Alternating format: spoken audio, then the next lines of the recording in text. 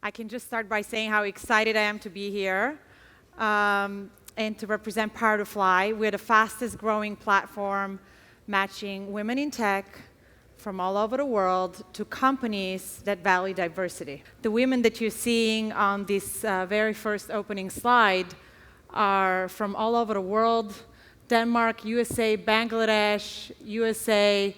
Amazing talent across a variety of disciplines, from front-end to full-stack developers to QA to even marketing. We have some people who work in tech companies outside of tech as well.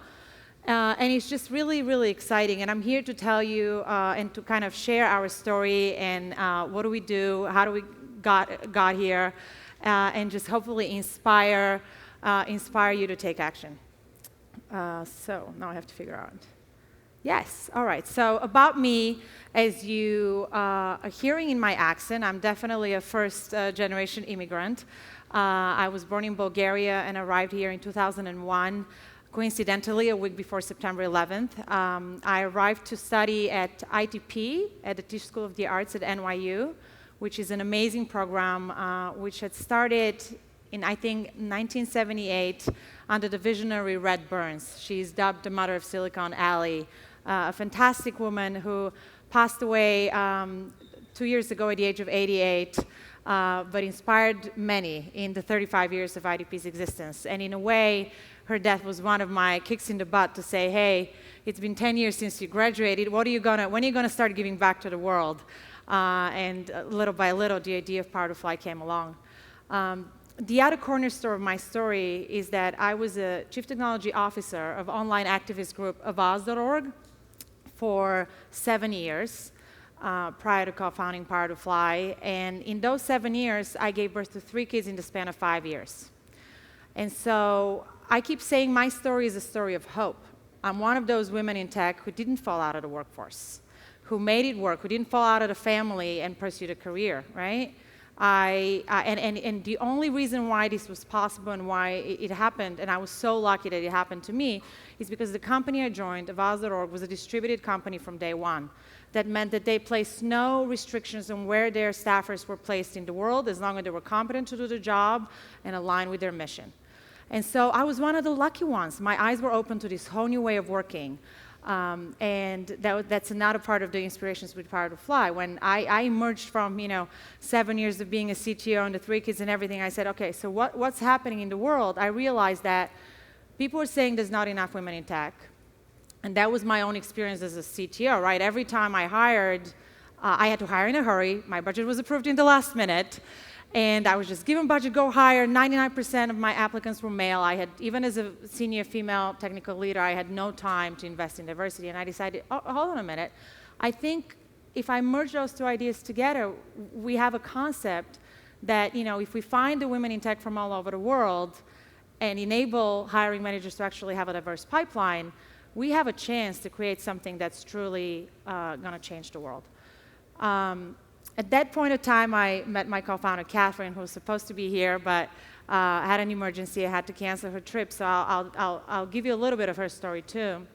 She was the employee number 6 of the Huffington Post, and worked very, very hard to get to where she was. Had, a high-power careers at the Washington Post, now this Huffington Post, and 10 years into her career, she found herself having given birth to her daughter and feeling super depressed to be home and saying, okay, I either have to give up the time with my baby because I have one of these jobs that really values my time at the office, or I have to pull out of the career that I've worked so hard at getting to in the last 10 years.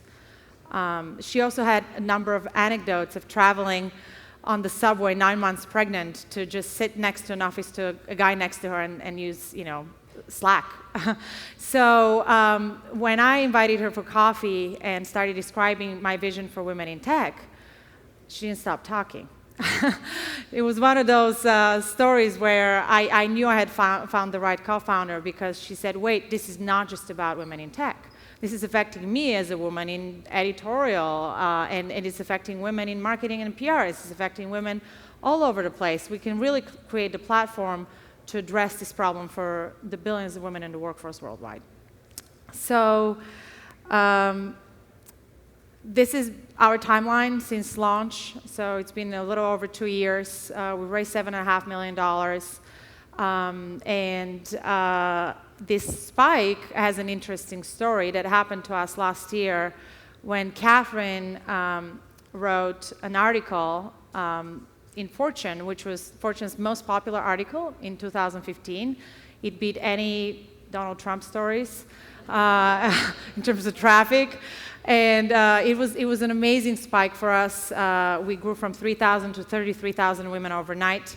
And it really fueled our growth because we realized that there is a conversation out there. The shares, I heard from people who I hadn't talked to in 19 years, who pinged me and said, wait, I read this article you mentioned there, how cool. Or, my doorman and literally the park ranger met me on the street and said that they had heard about the article. It was totally a viral hit around the world. If you Google it, it's Apology Mom, you're going to find the story. And it really was around the premise that we do a lot of things in the workplace that are not conducive to welcoming mothers in the workplace, and how Catherine, as a young manager, had discriminating against moms and scheduled meetings to them in the last minute at 5:30, or judged their presence, if they didn't come to the after-hour drinks, but didn't notice when they came in super early, right after drop-off, right? So, it really showed us that there is a voice, there is a need, people are talking about this, that how we value productivity really needs to change. This is our team. We are 56, 99% women. We have a few guys in the picture as well, and we are in 14 countries, 4 continents. It's fantastic. Senior management team, so it's not just like the tech team, right? Like the whole company is fully distributed. We have, just to give you a little glimpse, we have a talent management team, we have a sales team, we have an operations team, and a huge tech team. We're investing a lot in our technology because we're really feeling the need to accelerate the build of our platform and really have us, surge to the next level and be the premier place where women find jobs, really, that fit their lifestyles. I'm proud to say we have an architect from Saudi Arabia who's a woman. These are just the little nuggets that show you how I really feel like we can change the world one woman in tech hired at a time. So that was the story of, PowerToFly and how we were born and what we do. I want to spend a little time talking about, what's the story of us, of the world, right? And it's fascinating. There's a lot of talk about leaning in, but the truth is, that's asking kind of the women to conform to the work environment and not really changing the work environment that needs to change to adapt this new environment, right? So, and when I think about it, 80% of moms are going to be, 80% of women are going to be moms by the age of 44. That's the statistics in the U.S. And if you're not a mom, you have other obligations, right? You might have elderly parents, you might have a hobby or a horse that you love. Like there might be other stuff that you want to do with your time, and that's totally fine. We need to take time to take care of ourselves and to take care of others, to be productive workers. And so I feel like there's definitely a lot of anxiety still in the workplace about how is maternity handled and how are my chances hurt if I take maternity, et cetera. It's not just for moms. That's the other thing I want to mention. This is, just any millennial woman, 50% of them who are married would choose a job with more flexibility. The stats are crazy. There's so many amazing trends in our back. Things like, 40% of the American workforce would have worked freelance by the year 2020. That's only 4 years away. That's a huge percentage of the American workforce, right? So as business owners, we have to really start thinking, what is it going to take for us to attract this new talent? When you ask millennials about why are they working and what attracts them in a job, the number one thing they say is meaningful work, right? So they want your business to have a social responsibility component. So think about it, like to attract the best talent, you really have to do good in the world these days. And number two is they want flexibility. And that doesn't mean that they're going to be hard to manage, or they're not going to produce, or they're not going to be there. It's more about like how do you use the tools that technology has given us already, whether that's Slack or Google Docs, right? We're all using them in our on-site spaces anyway. But how do you create a flexible work structure that flexes towards the needs and still has enough checkpoints so that the work gets carried out in structured ways and progresses and is clearly measured by deliverables versus, presence and sitting in your chair? So it's a fascinating thing that we're observing in the world right now, and something that we want to be very much ahead of with PowerToFly. The other thing, this is more depressing data, but if you think about, and that's, to be clear, that's corporate talent pipeline by gender. So not only in tech, this is, just corporate positions, but the trend in tech is similar, right? And what it shows is that it starts off fairly equally, right? But then it really thins off over the years. And I really think that kind of happens to us because as time progresses, women take other responsibilities at home, and the companies are not flexing enough so that they can create enough growth opportunity for somebody who's working differently. And what's interesting is that I'm not talking about permanent flex time arrangements or job shares. These are all initiatives that can help. But your needs as a woman change throughout your years. So when I was breastfeeding, it was important to me to be no more than, 20 minutes away from the baby. So the nanny would take her out, she'd bring her in, I'd nurse on the boppy, the baby goes out again, and that really worked. Now that my kids are, 5 to 10, honestly, I love going in and interacting with people 4 days of the week. So and when your kids are teenagers, you might want to watch them a little more between 3 and 8 and what they do. So it's really interesting that your needs change, and what I'm advocating for is not a one type fit all solution. Is that the companies need to adapt to those changing needs to retain the best talent. The ratios in tech are even worse. 20 is actually very, very generous in terms of what the industry standard is, in terms of gender ratios by tech and women, and don't even get me started on racial diversity. The numbers there are tiny. But this is the problem that we're trying to address, to really put a dent and give a real solution to the folks that are struggling and figuring out where they're going to retain women in tech. The women in tech are there. They just don't want to sit in your headquarters.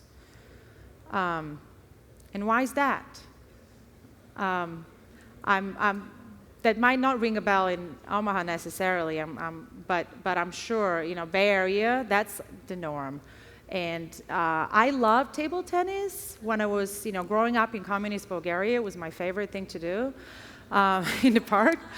But it's not an office environment. The beer pong, tequila shots, they just repel the moms at some point, or people who want to settle down or who are no longer into that post-college frat experience. We have to really transform our office spaces so they have a space for the people just coming out of college to feel cool, but they also have a place to acknowledge the other parts of our workforce. That's the other part of the problem, right? Like, it's... Yeah, I don't think I need to comment further on this photo. I think it's very self-explanatory. What are we dealing with in the real world? So this is kind of fun. There's actually more take your dog to work policies in startups given as perks than family-friendly benefits. I find that so ridiculous, but I had to put it in here just to kind of put that thought in our brain. We need to change our companies. We need to change the policies. The change has to happen on that level. The women are ready. So I think I kind of painted a good picture of what are we dealing with. And I now want to show you a couple of stories of PowerToFly women, because I really feel that they represent what can we do to change now, right? If we want to bring this change that we're bringing, what can we do now?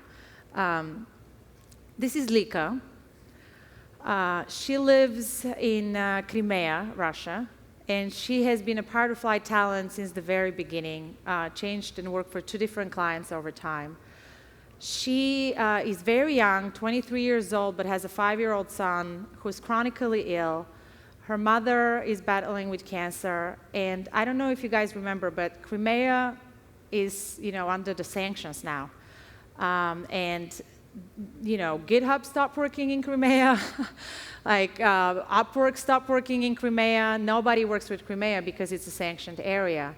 And with PowerToFly, she was able to retain this hope with this, the fact that not only she could work remotely, but her clients through PowerToFly were understanding of the circumstances that she's in, and that sometimes she's going to need to interrupt her work but finish it up later, right? And her juggling responsibilities of trying to find medicine for her mom in a war-torn zone where it's difficult to even travel between Crimea and Ukraine right now because you don't know who's going to make a problem with you on what border because you have what kind of passport.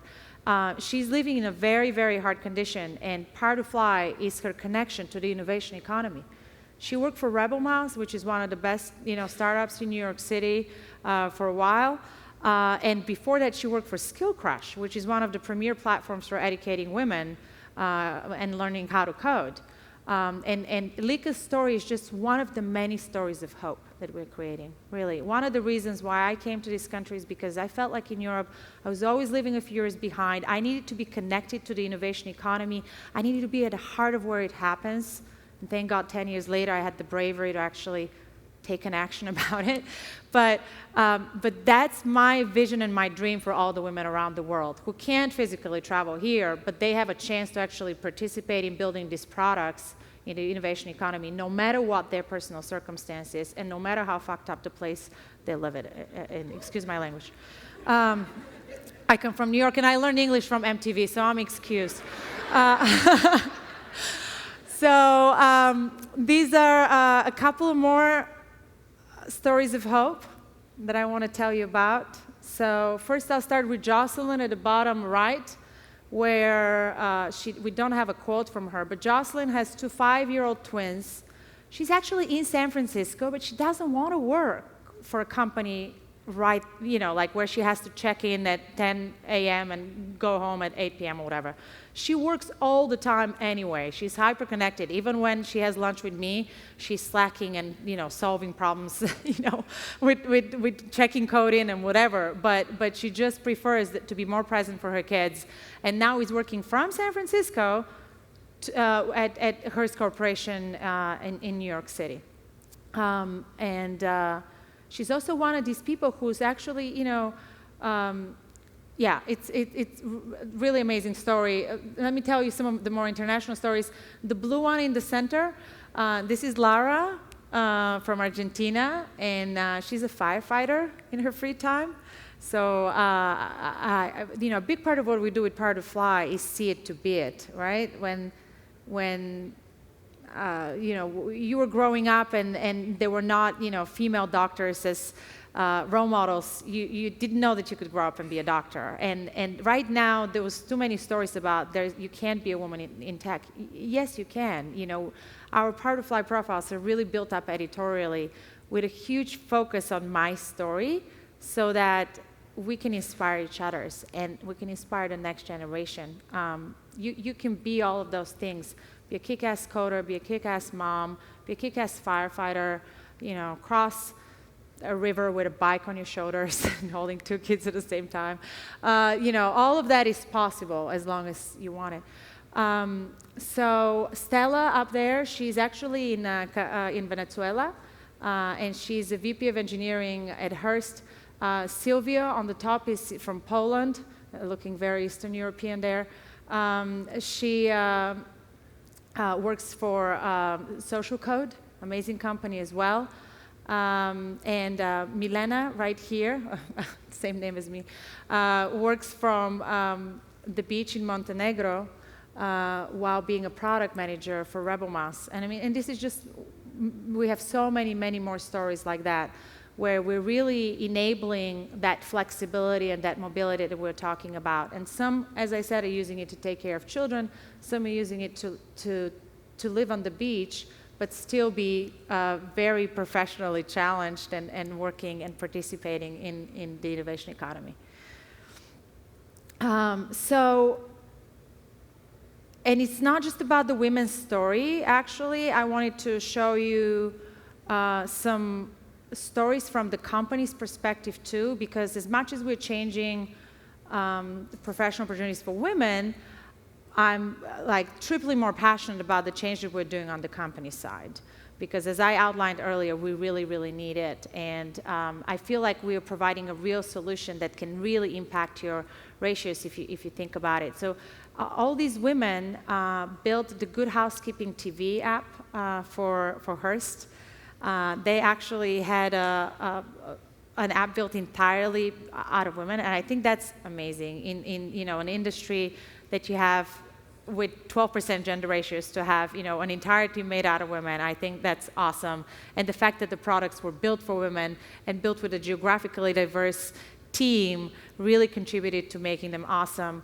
And we're really trying to shine a light on how does remote work change companies, how does it change their access to talent, how does it change their gender ratios, which I think are really important in maintaining competitive advantage, and really saying this is a new future. This is we're changing the nature of work, and we want to inspire more and more companies to go there when they're looking for tech resources, but moreover when they're really thinking, is my product made up from the same profile as my product will be consumed by? Because if it's just built out of dudes and you're going to have moms with babies consume your product, you want to really change who do you have in your team making the product for moms, right? So I just have one video to show you at the end. It's only a minute long, and its premises is that it takes less time to find women in tech than it is to pop a bag of popcorn. So if we can play that for a little bit. Meet Neil. He's a CTO who can't find qualified women in tech I don't think to that's join the his right team. one, actually. And Sorry. Neil knows it's not just his problem. No. Most tech teams have very few. Yeah, sorry. Can you press watch that link or not? I think we grabbed the wrong one from my profile. If it's not easy, we can also skip it. Skip it? All right, that's fine. So yeah, this is our story. I'd love to take any questions. I'd love to meet any of you who are inspired by it. And I really want to challenge you to do something about this, whatever it is that you decide to do in terms of whether it is changing the gender ratios on your own teams or inspiring your daughters and sisters to pursue a career in technology. I'm very passionate, and I really feel this is a quickly changing field that there's so much to do, and yeah, I'm just excited to be here and tell you all about it. Thanks.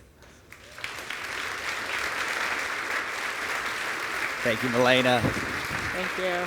I think we have some time for questions. You might take a seat. Yeah, we'll have some course. questions, whichever one you want. Yeah. Awesome.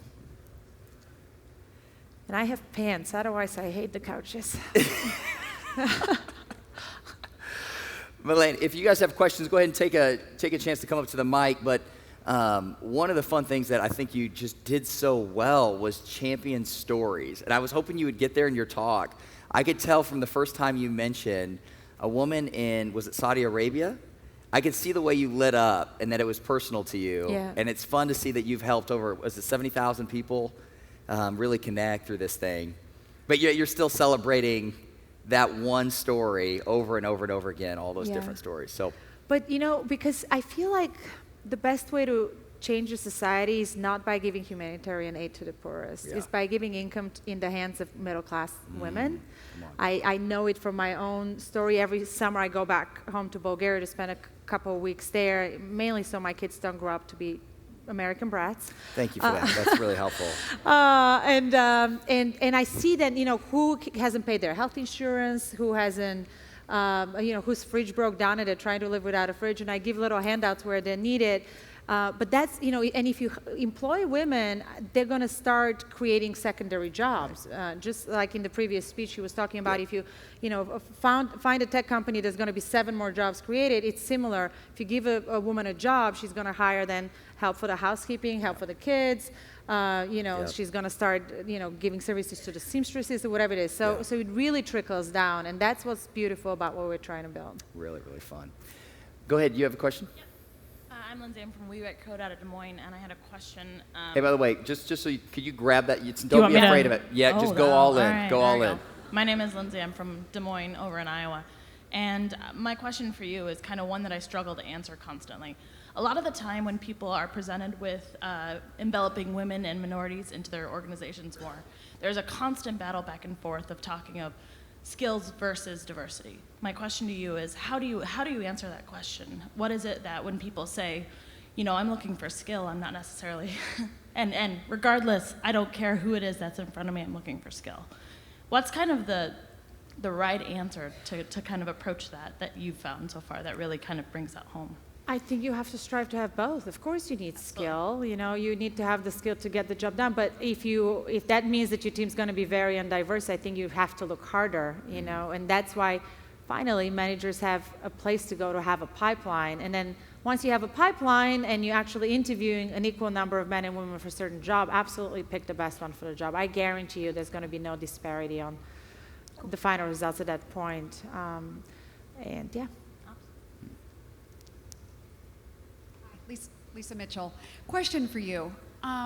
You've talked about changing culture through distribution, but you didn't talk about where you're finding your talent. I mean, one of the things that Laszlo Bock has recently talked about in his book of re-engineering the Google pipeline is that they weren't finding people at university. Where are you finding your talent? Well, I mean, it's been an evolving story from the very beginning, but what we did in the very beginning is we hired talent managers. So we're really, committed to the talent experience, first of all, so that they can tell each other. But in the very first moments, we went and we looked for disparate social online forums globally. So not Craigslist, not Upwork, but we found a little job board that was only serving Bangalore, India, and then another one that was serving Argentina, and we started posting jobs there. And once you have one applicant from there and they become successful, then they tell a few others. And actually, online distribution of our jobs in a smart and automated way is one of our strategies. And then word of mouth, is the other. We don't do much marketing yet. Okay, so the network. Yeah. Do you have people at this point contacting you because they've started to hear about it? Oh, absolutely. Yeah, it's all people just coming on the website and signing up. Do you have some of the women? I'm guessing they're tremendous advocates for you too, right? So talent knows talent. And so if you're helping somebody who's awesome somewhere, I'm sure do they refer all their friends as well? Yeah, totally. And just to hear those little snippets of, hey, thanks to you, I can exercise every day. I mean, it sounds small, but it's actually really big. It makes a huge impact on somebody's lives. And we're changing, lives one at a time. That's awesome. Go ahead. Hello. Hi. I'm Josh, and I work in an office with mostly a lot of guys who look like me. Tremendous beard, by the way. Just tremendous beard. We're all very passionate about diversity and making our office as open and welcoming a place as we can. What are some things that we can do specifically at the employee and cultural level to do that? Okay, so so much, right? I can talk until tomorrow, but one thing is, I'm obviously a very biased advocate for it. I do think you want to embrace remote if you're not able to find diversity locally. And some people say, oh, but then they're not part of the culture. Well, you can definitely set up environments where you have, multiple times in the day even where you're on video conference with that person, right? And then you start working on perhaps a retreat together every, once in a while so that you can actually meld that virtual person into your office culture as well. Because that's really, let's face it, a lot of people are working co-located right now. They're not all of a sudden all going to start working remote. We really need a path between one and the other where we're imagining what the hybrid arrangement looks like in between. Second, you really want to look at when you're hiring, you got to hire one woman so that she can start hiring more after that, really. But really look in different places. If you're hiring in certain outlets right now, well, I'm happy to talk to you offline of where you can go and hire, in a different profile. People who actually put their mind to it and there are certain steps to take, like up to 10 or so, totally succeed within a year or two to diversify their pools. So it's not a mission impossible. It's very much doable. It's about how much focus do you want to put on it. You got to get critical mass. Once you get one more will come. That's awesome. Well, thank you, Milena, so much for your time. Absolutely. Appreciate your story, Pleasure. the way it's Thank you. personal to you. Sure.